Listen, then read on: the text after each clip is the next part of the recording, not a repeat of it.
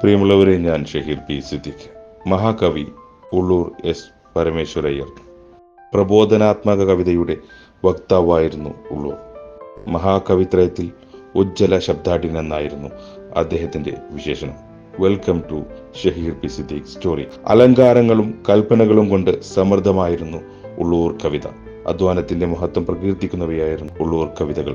പതിറ്റാണ്ടിന്റെ അധ്വാനത്തിലൂടെ അദ്ദേഹം രചിച്ച 5 വാല്യങ്ങളുള്ള മലയാള സാഹിത്യ ചരിത്രമാണ് പ്രധാന കൃതി. ഉമയമ്മ റാണിയുടെയും മക്കളുടെയും ജീവിതത്തെ ആസ്പദമാക്കി രചിച്ച ഉമാകേരളം എന്ന മഹാകാവ്യം ഉള്ളൂരിന്റെ പാണ്ഡിത്യത്തിനുള്ള തെളിനാളമാണ്. പാരമ്പര്യവാദിയായിരുന്നു ഉള്ളൂർ.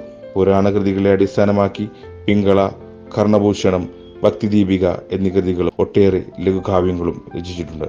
കാക്കേ കാക്കേ കൂടെവിടെ, പ്രാവേ പ്രാവേ പോകരുതേ എന്നീ കുട്ടിക്കവിതകൾ മലയാള ബാല്യം എക്കാലത്തും പാടി നടന്നവയാണ്. ഉള്ളൂർ സ്വദേശിയായ സുബ്രഹ്മണ്യ അയ്യരുടെയും പെരുന്ന താമരശ്ശേരിയിലത്തെ ഭഗവതി അമ്മയുടെയും മകനായി 1877 ജൂൺ 6 ഉള്ളൂർ ജനിക്കുന്നത്.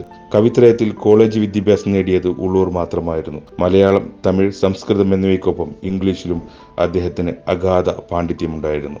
പിന്നീട് MA-യും BA-യും പാസ്സായ ഉള്ളൂർ സർക്കാർ സർവീസിൽ തഹസിൽദാർ, മുൻസിഫ്, ദിവാൻ പേഷ്കാർ, ആക്ടിംഗ് ചീഫ് സെക്രട്ടറി എന്നീ പദവികളും വഹിച്ചു.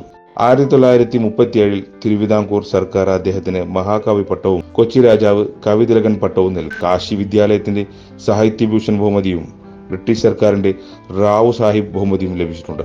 1922 നവംബർ 9 രവീന്ദ്രനാഥ് ടാഗോർ തലസ്ഥാനത്തെത്തിയപ്പോൾ സ്വീകരണ സമിതിയിൽ മഹാകവി കുമാരനാശാനോടൊപ്പം ഉള്ളൂരും നേതൃസ്ഥാനത്ത് ഉണ്ടായിരുന്നു. തിരുവനന്തപുരം പബ്ലിക് ലൈബ്രറിക്ക് മുന്നിലെ പ്രതിമയും ജഗതിയിലെ മഹാകവി ഉള്ളൂർ സ്മാരകവുമാണ് തലസ്ഥാനത്ത് അദ്ദേഹത്തിന്റെ ഓർമ്മചിഹ്നങ്ങൾ.